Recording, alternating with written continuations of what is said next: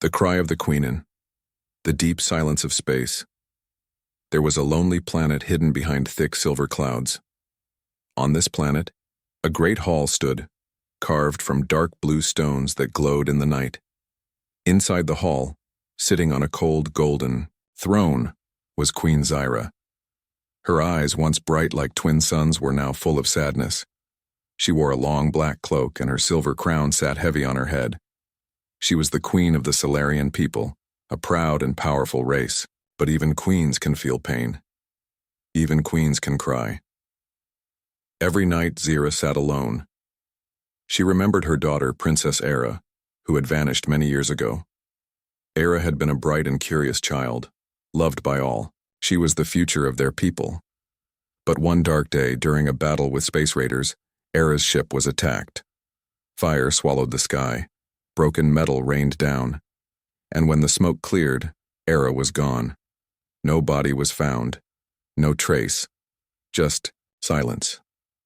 Since that day, Queen Zyra mourned. She refused to give up hope. Her advisors, her generals, even the high priests all told her to move on. They said the princess was dead. They said it was time to choose a new heir. But Zyra knew. Deep inside her heart, she knew her daughter was not dead. She could feel it like a small warm flame that refused to die. One evening, as the twin moons rose over the silver mountains, something changed. The queen was sitting in her hall, her mind lost in memories, when a faint sound echoed through the air. It was not a normal sound. It was more like a whisper, carried by the winds of the stars. Zyra stood up, her heart pounding. The whisper grew louder. It was a signal, a broken cry, for help coming from the deep corners of space. Era, Zyra breathed. The advisors rushed into the hall, confused and alarmed. My queen, said Lord Vinar, her chief advisor, it is only the noise of dying stars. It means nothing. But Zyra shook her head. She stepped down from her throne and walked toward the great glass window that looked out into the endless galaxy. Is her, she whispered. I can feel it. The room fell silent. No one dared to argue with the queen when she spoke with such fire. Just then, a soft hum filled the hall. A tall figure dressed in dark robes appeared at the entrance. His face was hidden under a hood. 2 royal guards pointed their weapons at him. Who are you? They demanded. The figure raised his hands slowly, showing he had no weapon. He moved forward and dropped to one knee before Queen Zyra. Forgive my intrusion, my queen, he said in a voice rough like old stone. But I bring news you must hear. Zyra narrowed her eyes. Speak. The man lifted his head. For a moment, everyone in the hall could feel the heavy weight of his words before he even said them. Your daughter, he said slowly, lives. The room exploded with gasps and angry shouts. Lies, someone cried. Tricks, shouted another. But Zyra raised her hand and silence returned. How do you know this? She asked the stranger. I have seen her, he said. I have followed her path across the stars. She has survived, but she is not alone. Zyra's heart skipped a beat. Who is with her? She demanded. The man lowered his head. A human, he said. A boy from the planet Earth. He has protected her. He travels with her even now, risking everything. A wave of confusion and anger filled the court. The Salarian people had long seen humans as weak, simple creatures. How could a human protect the princess of their mighty race? But Queen Zyra did not care about the old beliefs. She only cared about one thing: her daughter. Where is she? Zyra asked, stepping closer to the man. I can lead you to her, he said. But you must be ready. Many do not want her to return. They will try to stop you. Zyra's eyes burned with a fierce light. Then let them try, she said. I will cross the stars. I will fight the heavens themselves. But I will bring my daughter home. The guards lowered their weapons. The advisors bowed low. The queen had made her decision. For the first time in many years, Queen Zyra felt alive. Again, her grief turned into hope. Her sadness became strength. Somewhere out there beyond the stars, her daughter was waiting, and nothing, not even death itself, would stop the Queen now. Lost and found, the sky over Earth was gray the day the ship fell. It was not a storm, not a weapon, not a war. It was a single flash of light tearing through the clouds, followed by the broken body of a small alien ship falling like a dying star. Few people noticed. To them, it was just another secret falling. From the sky, another mystery hidden by the powerful. Governments rushed to find it. Soldiers were sent. Scientists prepared to tear it apart. But before any of them arrived, a boy found it first. His name was Evan. He was only 12 years old, small, curious, and often alone. He had no friends. His father was a drunk, his mother gone. The world ignored Evan, and so Evan learned to live in the forgotten corners of Earth. That evening, when the flash crossed the sky, Evan was out walking in the forest. He saw the fire in the clouds and heard the soft crash far beyond the trees. He ran towards it. His heart beat fast, not with fear, but with excitement. He knew whatever it wasn't from this world. Through smoke and broken trees, Evan found the ship. It was small, no bigger than a bus, cracked and burning.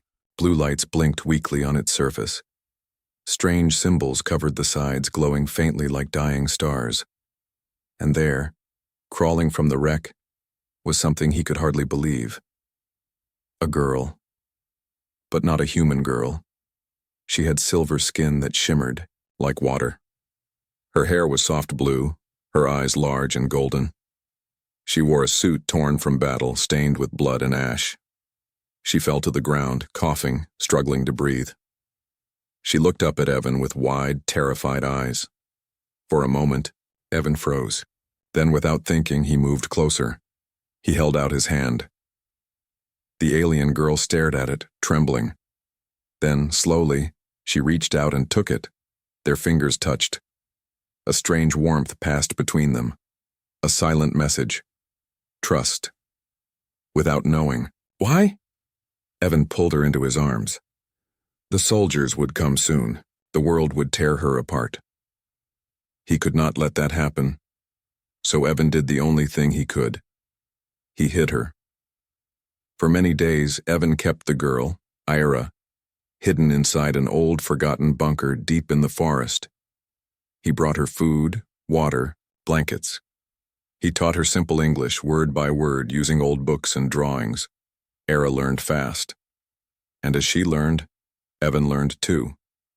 He learned that Ira was not just an alien. She was a princess, a daughter of a queen from far beyond the stars. She had been running from enemies, traitors who wanted her family dead. Ira cried sometimes at night. She missed her mother. She missed her home. Evan sat beside her, telling stories to make her smile. They became more than friends. They became family.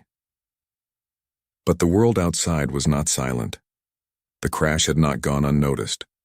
Dark men in black suits roamed the towns, asking questions. Satellites scanned the forests, and soon a secret group known as Division 9 found signs of alien life.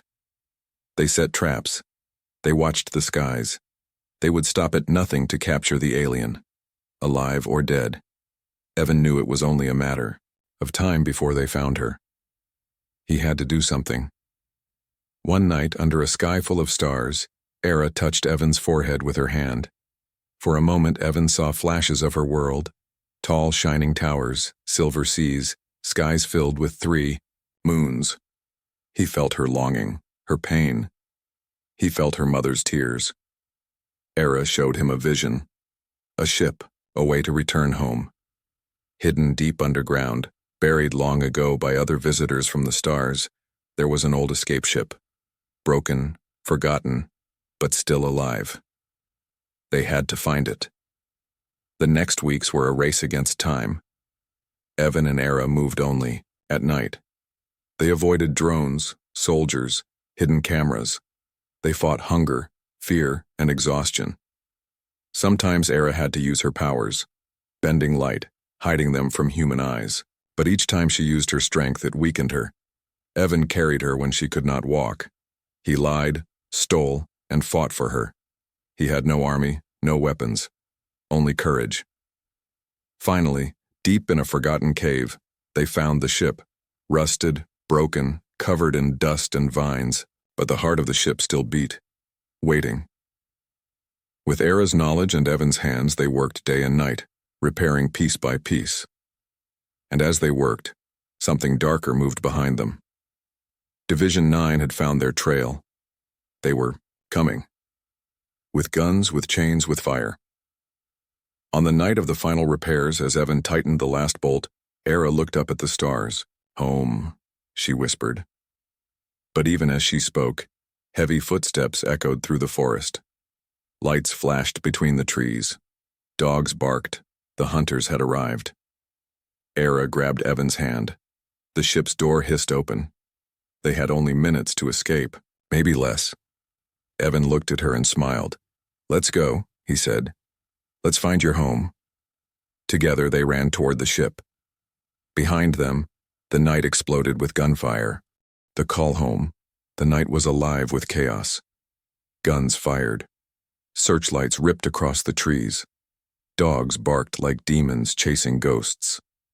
Evan pulled Era toward the old ship, their hearts hammering like war drums. Behind them, black-suited agents from Division 9 shouted orders.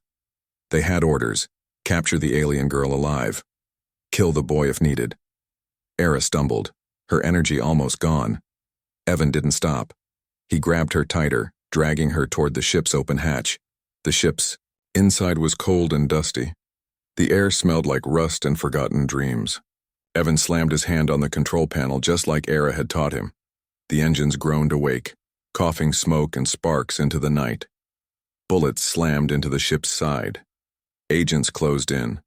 Era pressed her hand against the glass. A soft golden light flowed from her fingers into the ship. The broken systems responded, healing themselves. "Hold on," Evan shouted. The ship lifted an inch off the ground, shaking wildly. A grenade exploded nearby, rocking the forest. For a second, Evan thought it was over. Then the ship shot upward, tearing through the trees like a beast breaking free of its cage. Beneath them, Division 9 screamed in anger. But they were too late. Evan and Era were gone. High above Earth, the stars welcomed them. Era slumped against a wall, her skin pale. She had given everything she had to awaken the ship. Evan rushed to her side. "Stay with me," he said, panic in his voice. Era opened her golden eyes slowly. A faint smile touched her lips. "Home," she whispered again. Evan nodded. He didn't know how, but he would get her there. The ship drifted far from Earth. Engines damaged. Systems flickered. Alarms beeped. Oxygen was low. Food almost gone. They had escaped, but survival was a new battle now. Era taught Evan how to read the alien screens. He learned to adjust the course, fix broken pipes, repair power cells. He was no scientist, no soldier, just a boy who refused to give up. Every day he looked at Era and promised himself, "I will bring you home." But the universe is a cruel place. And Earth was not the only one watching. Far across the stars, an ancient signal had awakened. It was the call of a missing princess. It traveled across the black sea of space, reaching ears that should have stayed deaf. And some of those who heard it were not friends. On the fourth day, as Evan floated near the control screen, the ship picked up something. A ping. A message. A call. Era sat up weakly, her face confused. "Mother," she whispered. "She hears me." The screen showed strange symbols, words of her people. A message was coming through the void. Era pressed her hand to the glass. Her golden light flowed into the system again. A voice filled the ship. Soft, broken, full of tears. "Era, my child, you are alive." Queen Zira's voice. Evan watched as Era cried silently, her hands trembling. For years she had dreamed of this moment. "Mother," Era whispered, "I am coming home." But before the message ended, another sound bled through the speakers. a cold, mechanical voice. Target located. Prepare intercept. Evan's blood ran cold. Someone else had heard the call, and they were coming. Era worked quickly, showing Evan how to boost the ship's engines. They needed to move. Fast. Evan strapped himself in as Era took the seat beside him. Her skin was glowing faintly now, as if the hope of her mother's voice had given her new strength. They launched deeper into space, following the coordinates the Queen had sent. The path home was clear, but the hunters were faster. Hours later, Evan saw them, two massive black ships sliding out of the dark like shadows with teeth. They were not human ships. They were from a race called the Vornak, old enemies of Era's people, pirates, killers, soul stealers. The Vornak ships fired without warning. Blue beams of death sliced across the stars. Era screamed. The ship shook. System screamed in protest. Evan fought the controls with all his strength, dodging, spinning, running. The old ship was slow. Broken, the Vornak ships were built for war. They were gaining. Era closed her eyes. Her hands glowed brighter. The ship responded. It grew faster, lighter. Evan realized she wasn't just fixing the ship. She was becoming part of it. The lights inside changed, turning silver and gold. The engines roared with alien magic. Evan laughed, a wild sound full of fear and hope. They might actually survive. "Hang on," he shouted. He dived the ship into a spinning asteroid field nearby. Rocks the size of mountains floated in the dark. One wrong move and they would die.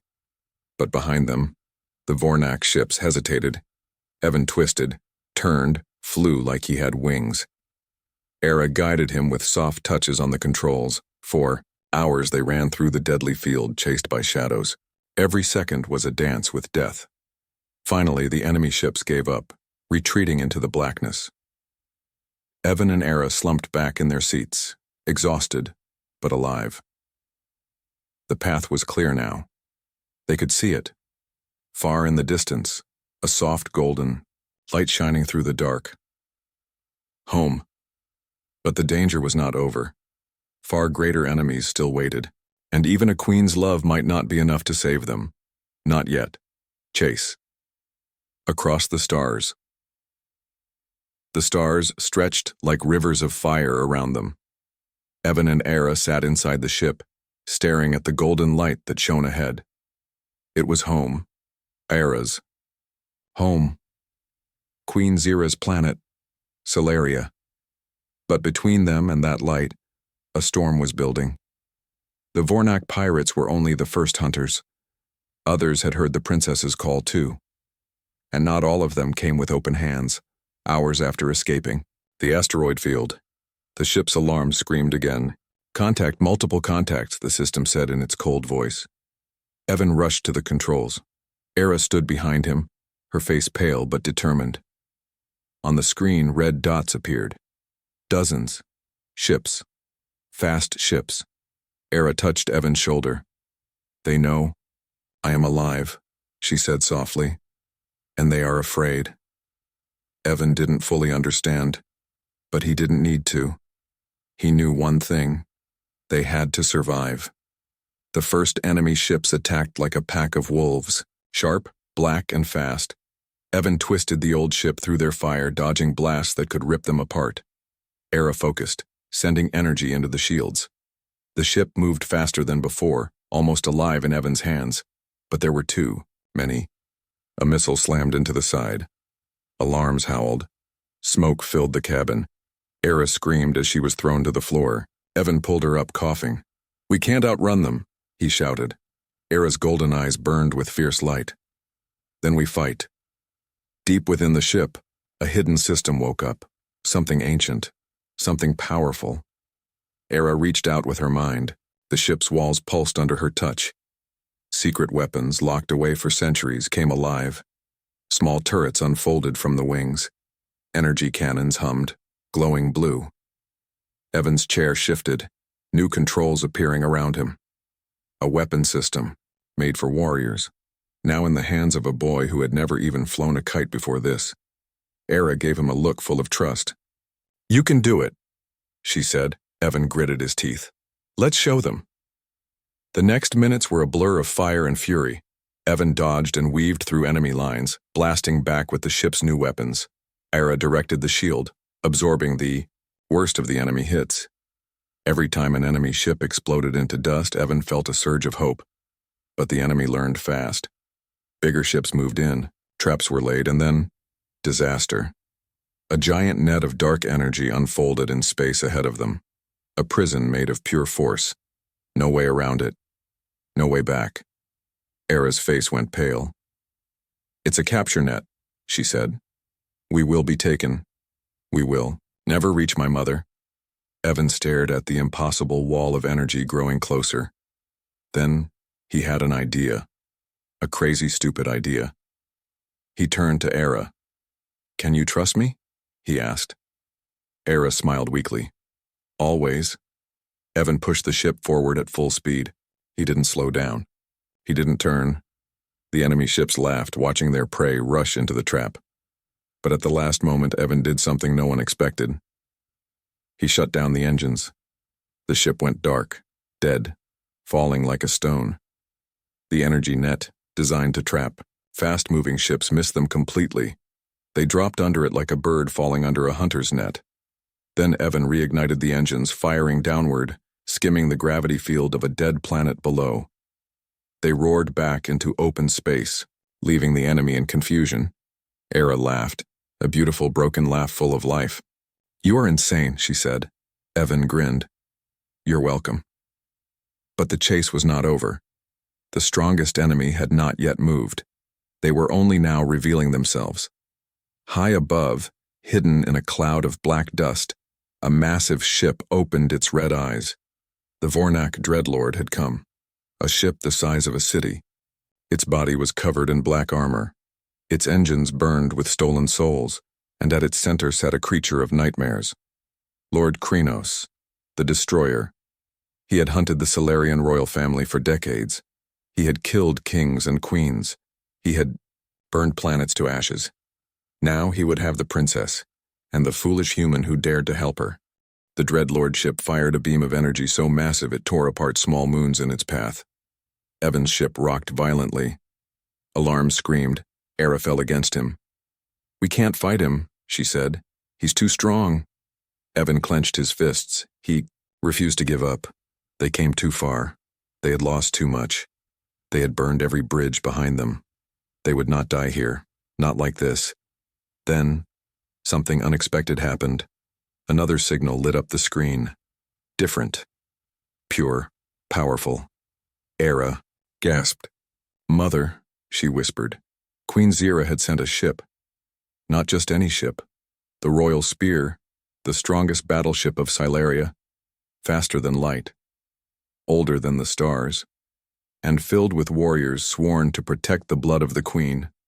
Help was coming. But it was still far. Evan and Era had to survive a little longer, a few minutes more. A lifetime in the cold death of space. Evan gritted his teeth. He set the course straight for the golden light of Salaria. Behind them, Lord Krenos roared, sending waves of death after them. In front of them, home waited. Between them, only courage, and the bond of two unlikely heroes who refused to fall. Queen's Rathan, the throne chamber of Salaria, Queen Zira stood alone, staring at the stars. The air was cold, the silence deep, but her heart was louder than ever before. She had heard the voice. Her daughter's voice.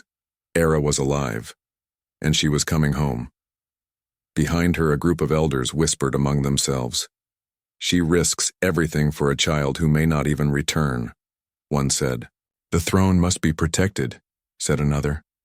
And she travels with a human, a third one hissed, full of disgust. Zira turned slowly.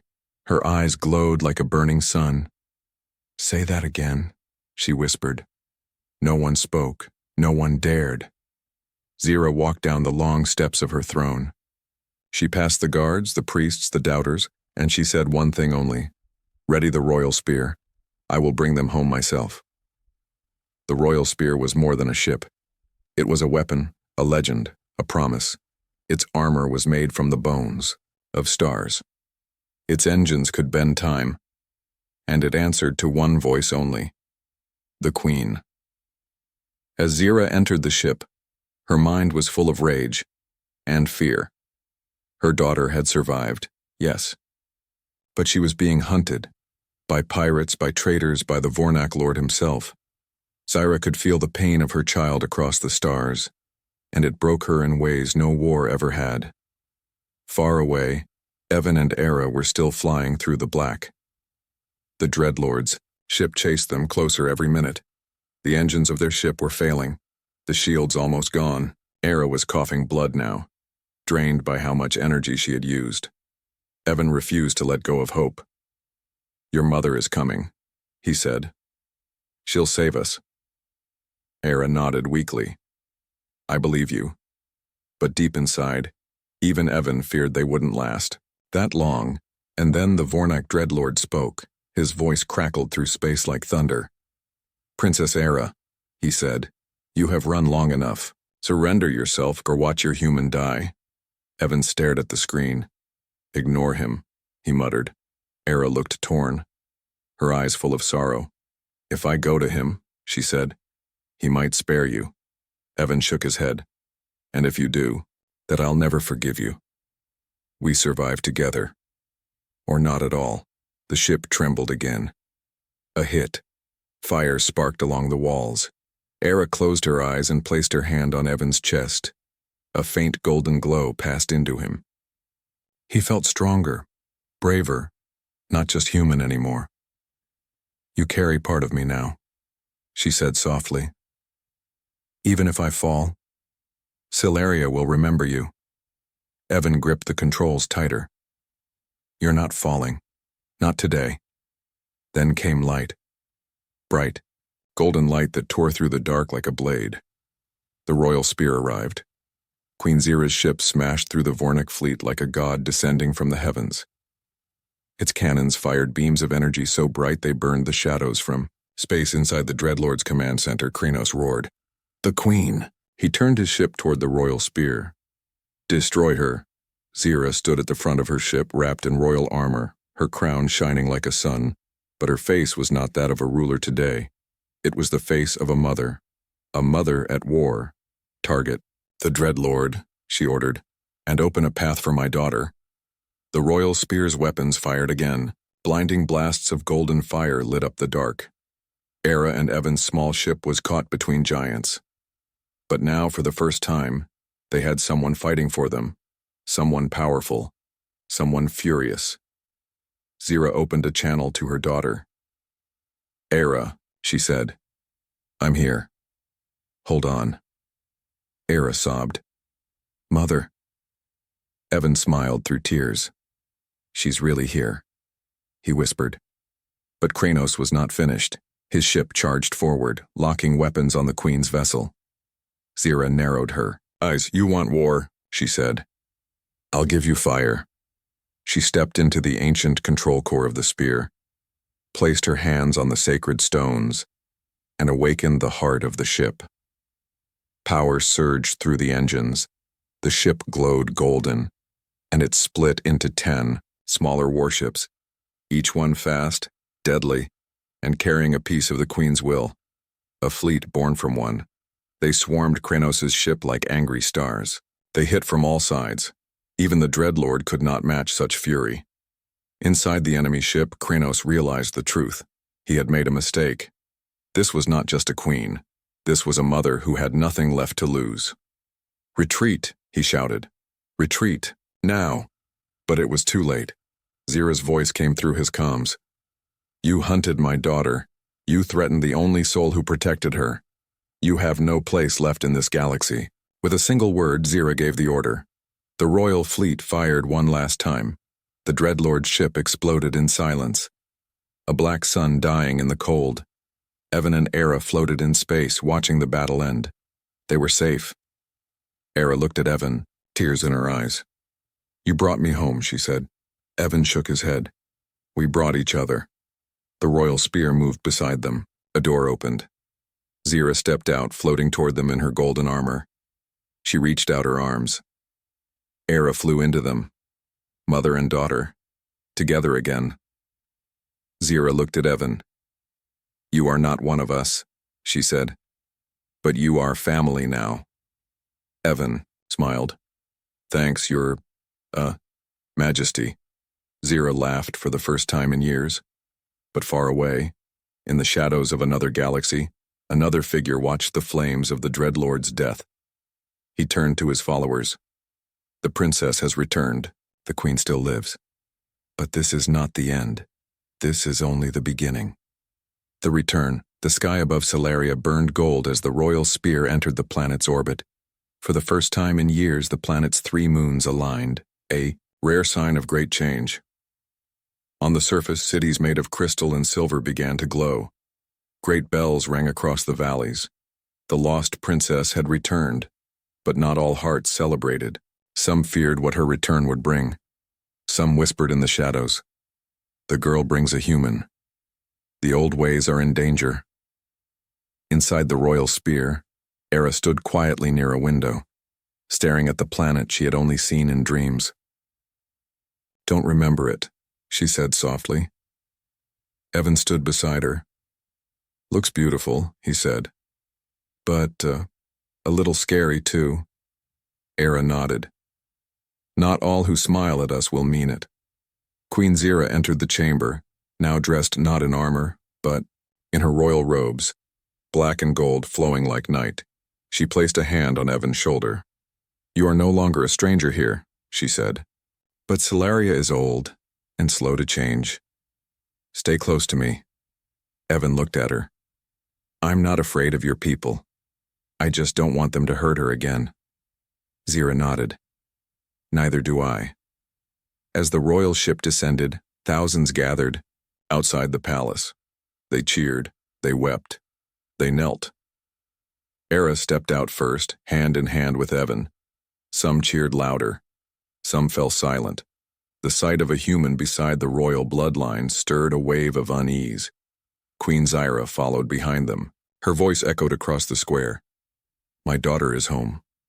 And with her the one who kept her alive." The crowd bowed, but in the back, a man in dark armor did not move.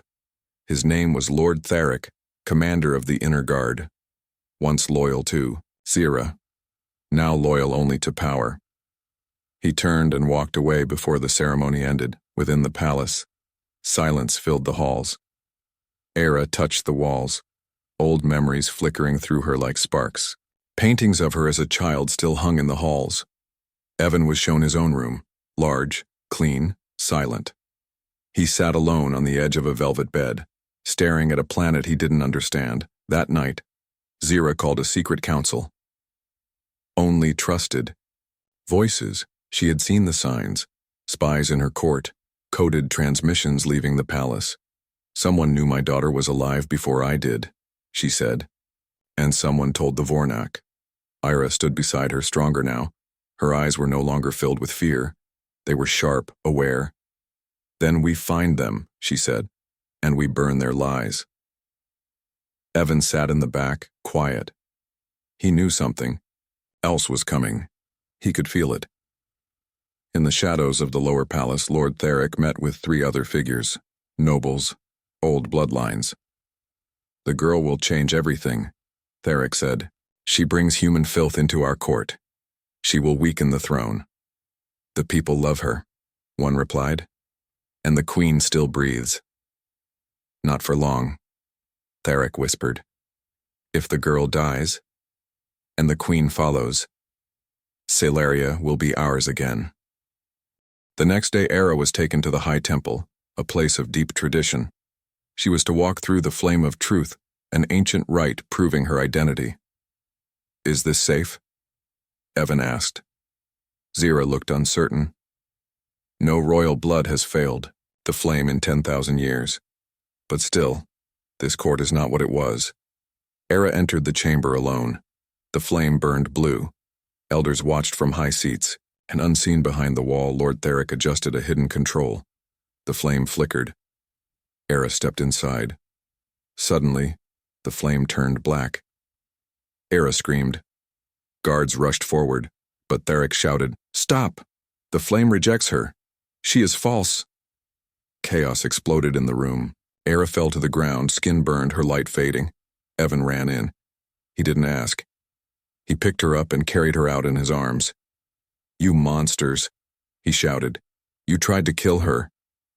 The elders watched in silence. None defended her. Only Zira, who stepped forward with fire in her eyes. "Enough." She looked at the flame, then back at her daughter. "Era is true," she said, "and someone has poisoned this place." In the days that followed, the palace grew tense. Era recovered slowly, but rumors spread. Some nobles left the city. Others prepared private armies. Evan trained every day, refusing to stand by. He learned Salarian weapons, their energy staffs, and shield tactics. "If they come again," he told Era, "I'll be ready." Era smiled. "You already are." Zira began investigating the temple sabotage. Her spies traced a signal to the lower levels, to Therek's private chamber. They found pieces of stolen Vornak tech, proof of betrayal. But Therek was gone, and he had taken control of a fleet. As Salaria's sun set on the 7th day, enemy ships, flying Salarian flags, rose from the dark side of the moon. They were not outsiders. They were traders born of the same soil, wearing the same colors. Era stood on the royal balcony with Evan beside her. "They will not stop," she said. "Not until we are dead." Evan placed his hand in hers. "Then we won't stop either." Behind them, Queen Zira stepped forward in full armor. "Then let the stars witness what a family fights for." The battle for the throne was about to begin. Not just with weapons, but with truth, and blood, and fire. And in the dark sky above Salaria, something ancient began to stir, something older than the throne itself. New dawn, the stars above Salaria, had never looked so still. But everyone on the planet knew. This silence was not peace. It was the silence before war. Hundreds of ships hovered in orbit, some loyal to Queen Zira, others stolen by traitors commanded by Lord Therek. From the royal palace balcony, Queen Zira stood with her daughter Era and the boy who had crossed galaxies. "Evan, this will be the last war I ever fight," Zira said quietly. "And if we fall," Era added, "we fall together." Evan looked at both of them, his voice calm. "Or we rise together." As the enemy fleet moved closer, traitors on the surface began their attack. Blast doors exploded. Royal guards fell. Fire spread through the lower levels of the palace. Zira gave her final order: "Defend the throne. Defend the people. I will face him myself." Deep in the heart of the palace, Therek activated a hidden machine, a relic from a time before the stars. Powered by Vornak technology, it unleashed a wave of dark energy across the city. The sky turned blood red, shields shattered. "The queen dies tonight," Therek roared to his followers, and the alien child with her. But Zira was already coming. Dressed in full golden armor, her cape flowing behind her like wildfire, Zira entered the great hall where Therek waited. Her sword hummed. Her face was made of fury.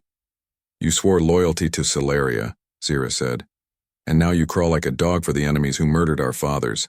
Therek laughed. "The galaxy has changed. You and your daughter, you are weak. You bring a human into our bloodline. And that human," Zira said, stepping forward, "has more courage than you ever had." They clashed. The sound of sword against sword echoed through the burning palace. Light against shadow, queen against traitor. While they fought inside, Era and Evan led the resistance outside. Era had recovered, her powers brighter than ever. Her hands glowed with silver fire. Each time she raised them, enemy weapons turned to dust. Evan moved like lightning, using Salarian tech and raw human instincts. He defended the wounded. He carried children to safety. He stood in front of danger again and again. But the battle was turning. Traitor ships began landing. Soldiers poured into the city. Era looked up. Too many. Even with her strength, they could not hold the line forever. She turned to Evan. "There's one last thing we can do." Beneath the palace was something only the royal bloodline could access. The core of Salaria. a living energy source older than even the Queen. If Era connected to it, she could send a shockwave through every enemy system, disable ships, burn weapons, stop the invasion. But it came with a cost. It could kill her. Zira knew this, and she would never allow it. So Era didn't tell her. She just ran. Evan followed, shouting her name, but she had already vanished into the tunnels below.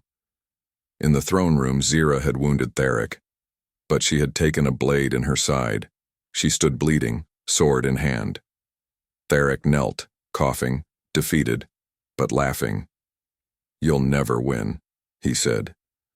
"Your daughter is gone. Your people will reject you.